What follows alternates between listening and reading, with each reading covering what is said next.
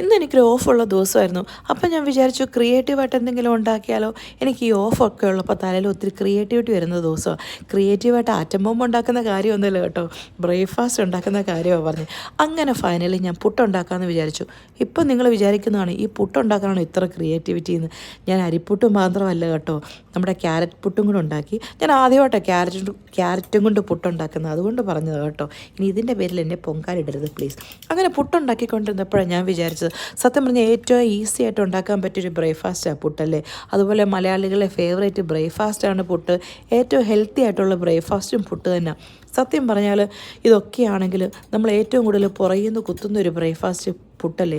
എന്തുമാത്രം കുത്തുവാക്കുകൾ ഒരു ദിവസം കേൾക്കുന്നത്, എന്തുമാത്രമാണ് നമ്മൾ ഒരു ദിവസം ഈ പുട്ടിനെ പുറയുന്ന കുത്തുന്നത്.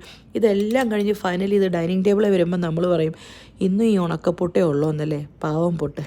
ചില സമയത്ത് ഞാൻ ഇങ്ങനത്തെ വളിച്ച കോമഡികൾ അടിക്കും കേട്ടോ.